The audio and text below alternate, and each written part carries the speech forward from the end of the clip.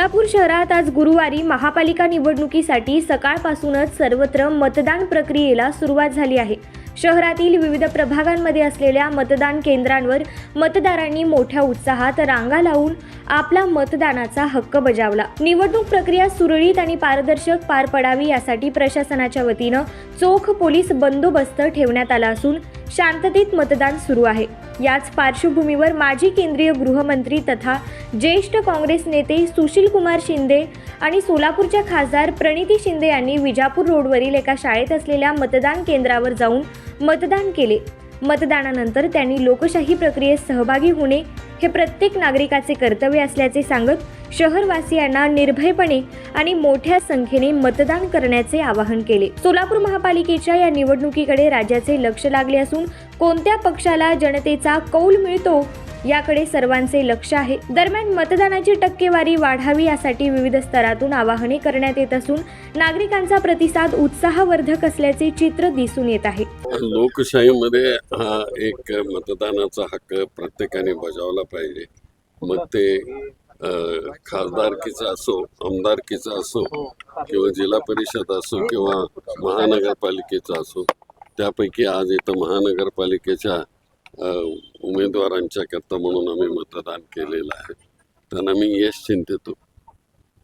तर अनेक ठिकाणी तक्रारी येत आहेत, सकाळपासून ईव्हीएम बऱ्याच वेळा बंद पडत आहे, काही ठिकाणी बटणं दाबली जात नाही असं पण तक्रार येत आहेत। काय नेमकं? मला आत्ताच आमचे काँग्रेसचे बटन दाबले जात नाहीत असं मला इथल्या कार्यकर्त्यांनी सांगितलं, पण ते आता बरोबर केलेलं आहे असं त्यांचं म्हणणं आहे। दुसरीकडे आणखी काय असेल तक्रार त्या ताबडतोब करेक्ट केलं पाहिजे। प्रभाग 10 मध्ये एक इन्सिडेंट घडला। एका अपक्ष उमेदवारानं खरंतर आरोप केलाय की मतदान करण्यासाठी जे मतदार आले ते बटन दाबले जात नसताना तिथल्या अधिकाऱ्यांनी स्वतः भाजपचं बटन दाबून दिलं, अशा पद्धतीचे आरोप तिथले उमेदवार करतात। हे प्रकार अशा पद्धतीने कशा पद्धतीने ऍक्शन घेतली पाहिजे, ऍक्शन घेतली पाहिजे त्याच्यावर। एकूण ही सगळी महानगरपालिकेची निवडणूक फक्त कशा पद्धतीने निवडणूक आहे, कारण प्रचार असेल, हे सगळं असेल, दबावाचं राजकारण अनेक वेळा झाल्याचा आरोप आहे। इथे मी पहिल्यांदाच असं सोलापूरमध्ये बघितलं की एका ह्या निवडणुकीमध्ये एका कार्यकर्त्याचा खून होतो इथं। हे अतिशय घृणास्पद आहे, लोकशाहीला अतिशय कलंक लावणारी ही घटना आहे आणि म्हणून लोकशाहीमध्ये अशा प्रकारे होता कामा नये। ही लहान निवडणूक आहे, ही काही मोठी खासदारकीची निवडणूक आहे, आमदारकीची नाही आहे, पण इथं देखील अशा प्रकारे जर होत असेल तर हे घृणास्पद आहे। आज तब्बल 9 वर्षांनंतर आपण महापालिकेला, सोलापूर महानगरपालिका आणि महाराष्ट्रभर इतर महानगरपालिका आहेत त्यांच्यासाठी आपण मतदान करत आहोत।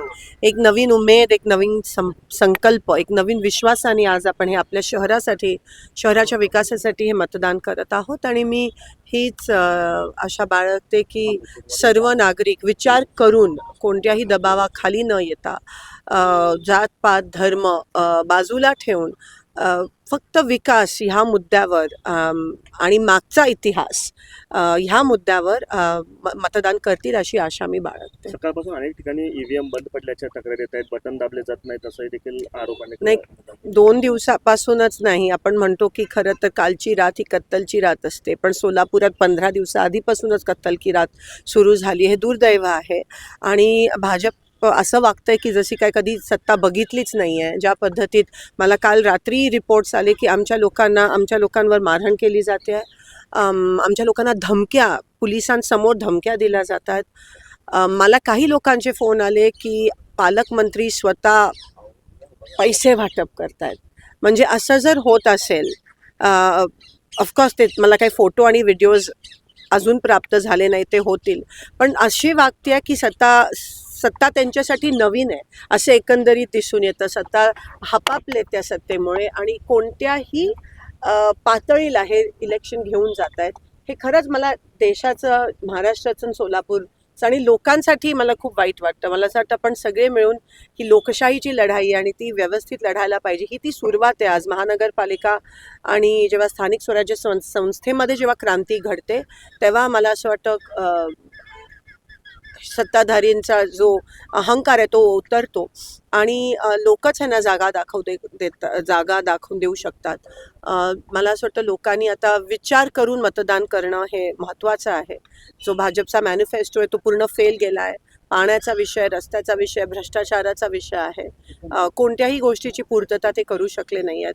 म्हणून मला खात्री, आणि एकंदरीत भाजपच्या विरोधात रोष जो निर्माण झाला, म्हणजे निवडणुकीच्या 3 दिवस आधी तुम्ही उमेदवार पळवता, कुठे हे कधीच आधी झालं नव्हतं.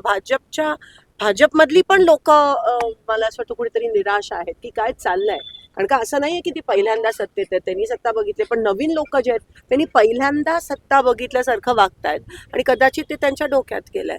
म्हणून मला असं वाटतं एक संयमी नेतृत्व आहे, जे विकासावर बोलू शकतात, जे विकासावर विकास एकच मुद्दा आम्ही पुढे घेऊन काँग्रेस आणि महाविकास आघाडी आम्ही लढत आहोत, भाजपच्या विरोधात लढत आहोत. आणि ही खरं तर भाजपच्या नाही, पण लोकशाही टिकवण्यासाठी, संविधान टिकवण्यासाठी आणि सोलापूरचा विकास होण्यासाठी ही लढाई आहे. आणि त्या लढाईत नक्की आम्हाला आशीर्वाद आणि साथ मिळेल. तुम्ही गंभीर आरोप पालकमंत्र्यांवरती करताय पैसे वाटले म्हणून. काल अमोल शिंदेने भाजप आमदार देवेंद्र कोटेंवर आरोप केले होते की त्यांनी देखील पैसे वाटले. मला लोकांचे खूप हां. प्रचंड प्रमाणात फोन आले की असं होताना दिसतंय. म्हणजे काही ठळक वॉर्डात जिथे आमचे ठळक जुने नगरसेवक उभे आहेत तर ते खोटं नाही सांगत. आणि सगळेच काल त्या ठिकाणी मी CPना पण अनेकदा त्या ठिकाणी आव्हान केलं की तुम्ही अनबायसली तुम्ही सगळीकडे बंदोबस्त लावा. सेटलमेंट सारखं सेन्सिटिव्ह ठिकाण आहे, तिथे आमच्या लोकांवर मारहाण केली आली. डायरेक्ट आमच्या युथ काँग्रेसच्या अध्यक्षाला धमकी देण्यात आली की मी तुला खलास करीन भाजपच्या लोकांकडून. असं जर पोलिसांच्या समोर होत असेल आणि एवढा दबाव, म्हणजे मी पोलिसांना खरं तर मी त्यांना अप्रिशिएट करते आणि त्यांना मी प्रोत्साहित पण करते की तुम्ही पण कोणत्या दबावाखाली येऊ नका. कारण का एकच आपल्याला एक उम्मीद आहे, पोलीस, कलेक्टर ऑफिस आणि कमिशनर ऑफिस, ह्यांच्या पलीकडे आपण नाही, ह्यांच्याकडूनच आपल्याला अपेक्षा आहे आणि तेच आम्हाला न्याय देऊ शकतील. आज पूर्ण दिवस त्यांनी नीट सगळीकडे टाईट बंदोबस्त करून हे इलेक्शन आतमध्ये पण आपल्याला दिसतंय, पोलिंग बूथमध्ये पण दबावाचे वेगवेगळे तंत्र चाललेत, अटेन्शन डायव्हर्ट होण्याचे वेगवेगळे. आज तुमच्यावर पण त्या ठिकाणी आरोप करण्यात आला आणि बरं झालं तुम्ही त्या ठिकाणी त्यांना सांगितलं. तर हे सगळं बदलणं गरजेचं आहे आणि त्याची सुरुवात आज होईल अशी मला खात्री आहे. काँग्रेसच्याच उमेदवारावरती काल जे आहे ते MIMच्या लोकांनी आरोप केलेले आहेत की ते पैसे वाटप होते, त्यांना पोलीस स्टेशनमध्ये नेण्यात आलं होतं. मी म्हणाली असं जर कुठेही होत असेल तर पोलिसांनी व्यवस्थित कारवाई केली पाहिजे. मग ते भाजप असो काँग्रेस. आता तुम्ही पालकमंत्र्यावर करत नाही आहात तर मग काय म्हणावं. मग सगळ्यांवर हे आणि झालीच पाहिजे, लोकशाही पद्धतीने निवडणूक लढली पाहिजे. असं जर कुठेही होत असेल तर पोलिसांनी एक बाजू घेऊन दुसरी बाजू हे करणं चुकीचं आहे. सगळ्यांची बाजू सारखी, आणि असं जर कोण करत असेल तर नक्की त्यांच्यावर कारवाई झाली पाहिजे, त्यांच्यावर FIR झाला पाहिजे. निवडणूक आयोगाने त्याची दखल घेऊन योग्य तो निर्णय घ्यायला पाहिजे. उद्या निकालाचा दिवस आहे, काय निकाल असणार आहे? मी सांगितलं, मला उमेद आहे आणि मी आशा बाळगते की विकासाच्या बाजूने हा निकाल येईल. नागपूरमध्ये कुठेतरी काँग्रेसचं कार्यालय झाल्याचे प्रकार मला आता तुमच्याकडूनच कळतंय. नाही, ठिकठिकाणी असं काही मशीन्स बंद पडल्यात, जिकडे हाताचं चिन्ह आहे ते बटन चालत नाहीये. उगाच आतमध्ये येऊन BJPचे लोक आमच्या लोकांना दमदाटी करतायत. काँग्रेसचं ऑफिस जाऊन हे जेवढं करतील तेवढं आमच्यासाठी बरं आहे. तर पालकमंत्री जे आहे रात्री 10 नंतर जे आहे आचारसंहिता असताना देखील चहाच्या टपरी बरोबर दिसतानाचे फोटो सोशल मीडियावर व्हायरल झाले, त्याच्यावर काय सांगाल? हे तुम्ही मला आता तुमच्याकडून कळतंय. मला आता कोणीतरी विचारलं की काय ही न्यूज माझ्याकडे रोज येतेच आहे, काल काय झालं आणि ते काय करतायत. आणि हे जसं मी म्हणाली, हे सगळं त्यांच्यासाठी नवीन आहे, त्यांनी कधी बघितली नाही आहे, ते त्यांच्या डोक्यात केलं आणि त्याचा गैरवापर ते खूप मोठ्या प्रमाणात आपल्याला मिसयूज खूप मोठ्या प्रमाणात होताना दिसतोय. खास करून सोलापूर नवीन आहे सत्ता त्यांच्यासाठी आणि सत्तेचा अहंकार त्यांच्या डोक्यात चढलाय आणि त्याचा गैरवापर हे लोकांवर दबाव आणण्यासाठी साम दाम दंड याचा उपयोग करत आहेत.